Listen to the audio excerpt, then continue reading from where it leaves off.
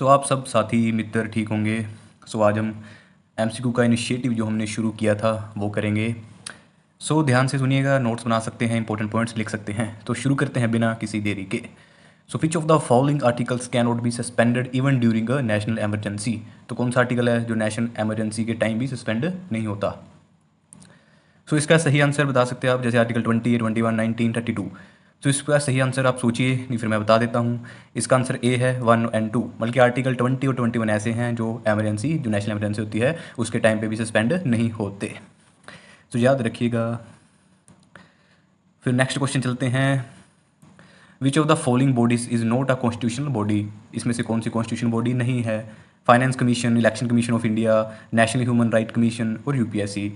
सो हमें पता है ये तो बहुत इजी क्वेश्चन है, फिर भी कई बार गलती कर देते हैं ना, जल्दी जल्दी में बड़ी चीज़ें पढ़ के छोटी चीज़ें भूल जाते हैं। तो इसका राइट आंसर क्या है। फाइनेंस कमीशन ऑब्वियसली 280 में है, और इलेक्शन कमीशन ऑफ इंडिया ये भी ऑब्वियसली। उसके बाद यूपीएससी तो है ही है हमारी, 300 आई थिंक 15 आर्टिकल में होगी। तो इसका राइट आंसर सी है, national human right commission. Next चलते हैं। Which one of the following correctly distinguish between the ICJ and ICC. तो इसके बारे में आपने बताना है। जैसे पहला क्या है, both try individual for war crimes. ये तो सही बात नहीं है, क्योंकि आईसीजे स्टेट्स के बीच में मैटर देखती है और आईसीसी इंडिविजुअल का मैटर देखती है, तो गलत हो गई। बी क्या कह रहा है, ICJ settles dispute between state. सही बात कह रहा है यहाँ तक। तो आईसीसी प्रोसिक्यूट इंडिविजुअल, ये बिल्कुल राइट आंसर है इसका। आईसीसी तीसरी देख लेते हैं। ICC is the principal organ of UN, गलत है। आईसीजे इसका प्रिंसिपल ऑर्गन है, 1945 में बनाया गया था। आईसीसी तो 2002 में बनी थी ना, रोम स्टैट्यूट के द्वारा। डी ऑप्शन क्या है, ICJ can prosecute head of state for genocide, गलत है। आगे चलते हैं। आगे विच of the following is matched correctly. तो आर्टिकल 32 फंडामेंटल ड्यूटी है क्या, ऑब्वियसली नोट, ये तो फंडामेंटल राइट है हमारा, कॉन्स्टिट्यूशनल रेमेडीज। फिर आर्टिकल 368 कॉन्स्टिट्यूशन अमेंडमेंट होता है इसमें, सोचिए। हाँ जी ऑब्वियसली होता है। आर्टिकल 123 स्टेट एमरजेंसी है इसमें, नहीं है स्टेट एमरजेंसी, प्रेसिडेंट रूल कह रहे हैं, आर्टिकल 356 में होता है। फिर आर्टिकल 280 में क्या है, फाइनेंस कमीशन, ये भी गलत है। तो राइट आंसर क्या हुआ इसका, डी। आर्टिकल 368 में कॉन्स्टिट्यूशनल अमेंडमेंट है। फिर आगे चलते हैं। Which of the following is known as the water tower of Asia.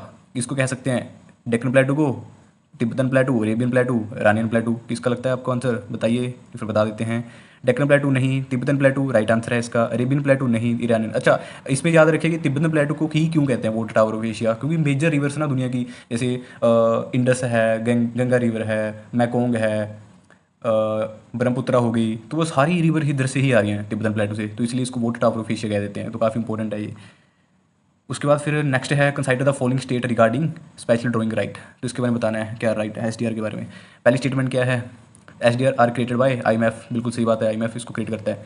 Second statement क्या कह रहा है, SDR is currency used for international trade. बताइए सही है, नहीं कल कल ही पढ़ाया था आई थिंक, ये बिल्कुल गलत है। एसडीआर करेंसी ट्रेड के लिए नहीं यूज़ की जाती, ये तो एक तरीके के आपके पास रिजर्व होते हैं कि आप आपके पास कोटा है बस, ठीक है, जो आपका मतलब कि दिखाता है कि इतना हाँ बैलेंस वगैरह आपके पास। उसके बाद SDR form part of India's forex reserve, ये तो सही बात है, कल हमने देखा था एसडीआर पार्ट होता है, रिजर्व ट्रांच भी इसका पार्ट होता है फॉरेक्स रिजर्व का। तो एसडीआर के बारे में ऑब्वियसली आप यूज़ नहीं कर सकते डायरेक्ट ट्रेड में, क्योंकि एक तो पहली बात तो यह है कि कोई फिजिकल एग्जिस्टेंस नहीं होती इसकी, ठीक है। You can not carry SDR notes और कॉइन्स, एंड ये सिर्फ अकाउंटिंग एसेट होते हैं, एंड बिजनेस के लिए भी एक्सेप्ट नहीं किए जा सकते, इम्पोर्ट एक्सपोर्ट वगैरह के लिए, और डेली पेमेंट भी नहीं कर सकते। और नेक्स्ट है स्टैगफ्लेशन रेफर्स टू। स्टैगफ्लेशन क्या होता है, हाई ग्रोथ, ग्रोथ तो इसमें होती नहीं है। लो इन्फ्लेशन भी गलत है। सेकंड क्या है, हाई इन्फ्लेशन, महंगाई बहुत ज़्यादा होती है, राइट। और हाई अनएम्प्लॉयमेंट, ये सही बात है, अनएम्प्लॉयमेंट ज़्यादा होती है, तो 20 का राइट आंसर है। बाकी तो गलत है, डिफ्लेशन विद इकोनॉमिक ग्रोथ गलत, हाई ग्रोथ हाई इन्फ्लेशन ये गलत है। तो ये था आज के एमसीक्यूज़ के बारे में, आपने नोट्स बना लिए होंगे इंपॉर्टेंट चीज़ों के। बाकी चलते हैं, थैंक्स।